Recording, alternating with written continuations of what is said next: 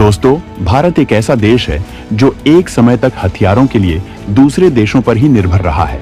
लेकिन पीएम मोदी की सरकार जैसे ही 2014 में बनी, देश के पीएम ने भारत की सोच और सैन्य क्षमता को नई दिशा और दशा दी। पीएम ने देश के हथियार निर्माताओं और सेना को यह भरोसा दिलाया कि भारत भी हथियार बनाने में आत्मनिर्भर हो सकता है। दर्शकों, भारत ने आजादी के बाद 4 युद्ध लड़े हैं, लेकिन इन चारों युद्ध और कारगिल संघर्ष में तमाम सीमित क्षमताओं के बीच भी भारत के शूरवीरों ने अदम्य साहस का प्रदर्शन किया। लेकिन हमारे सैनिक हमेशा संसाधनों की कमी और बेहतर हथियारों की कमी से जूझते ही दिखे। इसका सबसे बड़ा कारण था कि हथियारों के लिए पश्चिम के देशों और मास्को पर जरूरत से ज्यादा निर्भर हो जाना। पीएम मोदी ने कहा कि भारत को अपने हथियार खुद बनाने चाहिए, जिससे जवानों का गौरव और मनोबल अधिक बढ़ेगा। पीएम मोदी की इस सोच के पीछे सबसे बड़ा कारण यह भी था कि जब हम हथियार दूसरे देशों से खरीदते हैं, तो वैसे ही हथियार अन्य दूसरे देशों के पास भी होते हैं, जिससे सेना की अलग पहचान खत्म हो जाती है, सेना की मजबूती में भी कमी आती है। इसलिए विश्व के अन्य देशों से अलग, सशक्त और प्रभावशाली सेना का निर्माण करने के लिए हथियारों में आत्मनिर्भरता विकसित भारत की जरूरत और आवश्यकता दोनों ही है। साल 2014 वर्ष के मध्य में पीएम मोदी ने प्रधानमंत्री के रूप में शपथ ली। पूरे देश में बदलाव की बयार थी।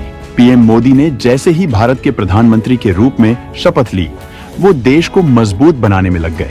पीएम की सोच थी कि देश भीतर से तभी मजबूत हो सकता है जब देश की सीमाएं सुरक्षित होंगी, नहीं तो बाहरी ताकतों के द्वारा प्रायोजित आतंकवाद देश के आंतरिक माहौल को अस्थिर ही बनाए रखेगा।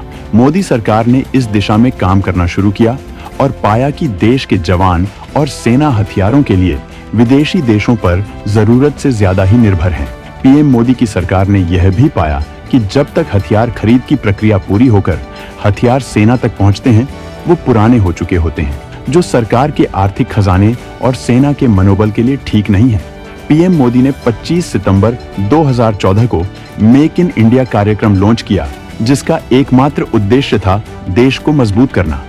जिसका सबसे ज्यादा लाभ मिला भारत के हथियार निर्माताओं और सेना को।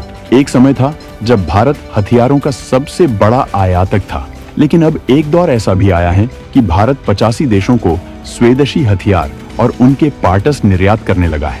भारत ने जब 2016 में स्वदेशी हथियारों का निर्यात करना शुरू किया, तो उसकी निर्यात वैल्यू लगभग 1521 करोड़ थी, लेकिन लगभग 5 साल में ही भारत का निर्यात लगभग 21,83 करोड़ का हो गया है। पीएम मोदी के एक दशक के कार्यकाल में ही हमने देश के भीतर एक मजबूत डिफेंस इंडस्ट्री बना दी है, जो विमान, टैंक, मिसाइल, छोटे हथियार और नौसैनिक जहाजों के साथ ही कई सैन्य हार्डवेयर का उत्पादन करते हैं। पीएम मोदी के शासन में सिर्फ हथियारों के निर्यात को ही मजबूती नहीं मिली, बल्कि पीएम मोदी के शासन में टेक्नोलॉजी ट्रांसफर भी बड़ी तेजी से हो रहा है।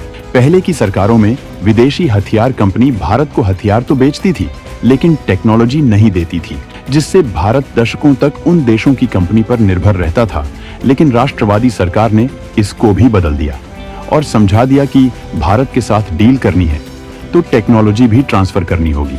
भारत को नुकसान में डालकर किसी भी तरह की अब विदेशी हथियार डील नहीं होगी। अब भारत विदेशी कंपनियों के सामने हथियारों की डील से पहले शर्त रखता है कि अब विदेशी कंपनी को भारत की स्वदेशी कंपनियों के साथ जॉइंट वेंचर करना होगा। सरकार ने यह शर्त सबके सामने रखी, फिर चाहे वो 22,000 करोड़ की लागत से 56 C295 MW ट्रांसपोर्ट विमान एयरबस की डील हो, या फिर डसॉल्ट एविएशन द्वारा भारत में राफेल लड़ाकू विमानों का निर्माण करने के लिए लिखित रूप से पेशकश हो, भारत ने सबसे तगड़ा मोल भाव किया और भारत भाग्य विधाता की नई इबारत लिख दी। जिसके बाद भारत से कहा जाने लगा कि हथियारों के क्षेत्र में भारत ने वो कीर्तिमान स्थापित कर दिया है, जिससे पश्चिम के देशों के हाथ पांव फूल गए हैं। भारत अब एक और नया कीर्तिमान रचने जा रहा है, जिससे भारत की वायुसेना विश्व को और अधिक शक्तिशाली सेना के रूप में अपना शौर्य दिखा पाएगी। एक दौर था जब भारत की सरकार विदेशी देशों के पास जाती थी हथियारों की सौदेबाजी के लिए, लेकिन आज अमृतकाल के भारत के सामने विश्व के बड़े सैन्य हथियारों को बनाने वाले निर्यातक देश हाथ बांधे खड़े हैं कि हमारे साथ डील कर लो या काम कर लो।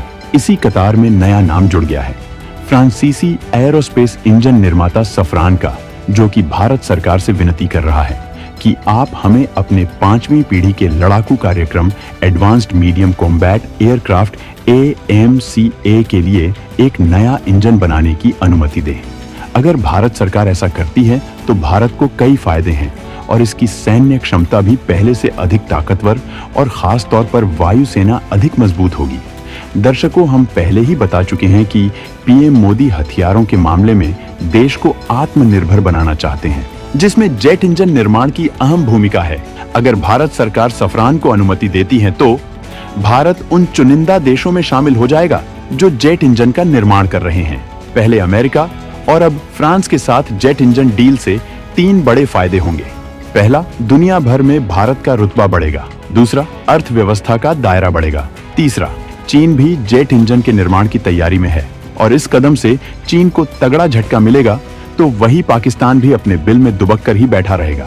भारत की तरफ गंदी और आतंकी निगाहें डालने से पहले पहले पाकिस्तान थर्र थर्र कांप उठेगा। तो वही आत्मनिर्भर भारत और डिफेंस सेक्टर में खुद को मजबूत करने के लिए केंद्र सरकार कई प्रोजेक्ट चला रही है, जिसमें जेट इंजन का निर्माण करना भी शामिल है। आसान भाषा में समझें तो ज्यादा हथियार का मतलब है ज्यादा खतरनाक फाइटर जेट। इसके लिए ज्यादा पावरफुल इंजन की जरूरत होगी, जिसके लिए भारत सफरान जैसे शीर्ष जेट इंजन निर्माता कंपनियों से बात कर रहा है। भारत के रक्षा हितों को संरक्षित करते हुए भारत बनेगा रक्षा के क्षेत्र में विश्व गुरु। भारत की हुंकार से चीन पाकिस्तान में हाहाकार। भारत के दुश्मन हो जाए खबरदार। मेक इन इंडिया ने पकड़ी रफ्तार। तेज होगी भारत की आर्थिक रफ्तार। दर्शकों, अगर ऐसा होता है तो राफेल इंजन 2 इंजन से लैस होगा, जिससे कि भारत अमेरिका जैसे देश के बराबर खड़ा होगा, जिनके जेट बिजली की रफ्तार से भी तेज दौड़ते हैं। अगर राफेल में MCA इंजन का परीक्षण सफल होता है तो भारत के वायुसेना में अभूतपूर्व परिवर्तन होगा और यह परीक्षण भारतीय वायुसेना के लिए मील का पत्थर साबित होगा, क्योंकि इस इंजन के सफल परीक्षण के साथ ही भारत अपने भविष्य की आवश्यकताओं को पूरा कर सकता है और भारत जो नए जेट के लिए दूसरे देशों की तरफ देखता है उसमें कमी आएगी। साथ हमारे वायुसेना के विमान विषम परिस्थिति में भी दुश्मनों का सामना करने के लिए सक्षम बन पाएंगे, क्योंकि AMCA के आने से भारतीय वायुसेना के राफेल विमान की रफ्तार और तेज हो जाएगी। साथ ही साथ रडार की क्षमता के साथ ही डाटा फ्यूजन बढ़ेगा, तो वही हमारे लड़ाकू विमान पायलट के साथ ही साथ पायलट के बिना भी उड़ पाएगा, जिससे जंग में सैनिकों का नुकसान कम हो जाएगा और हमारे सैनिक लंबे समय तक देश को अपनी सेवाएं जीवित रहकर दे पाएंगे।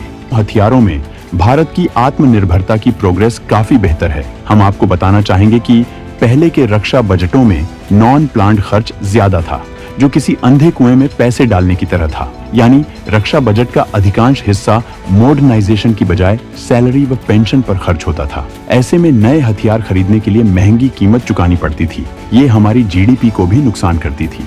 हथियारों के क्षेत्र में आत्मनिर्भर होने का सपना देश के PM नरेंद्र मोदी ने ही देखा था कि हमारा देश भी हथियारों के मामले में दूसरों पर नहीं, अपने देश पर ही निर्भर हो, जिससे देश की तरफ कोई दुश्मन आंख उठाकर भी न देख पाए। आज उसी दिशा में देश बढ़ रहा है। जो देश किसी जमाने में हथियारों का आयातक था, आज उसकी चौखट पर कई देश लाइन लगाए खड़े हैं भारत के स्वदेशी हथियारों की खरीद के लिए। यही बदलते विकसित और मजबूत भारत की शुरुआती तस्वीर है।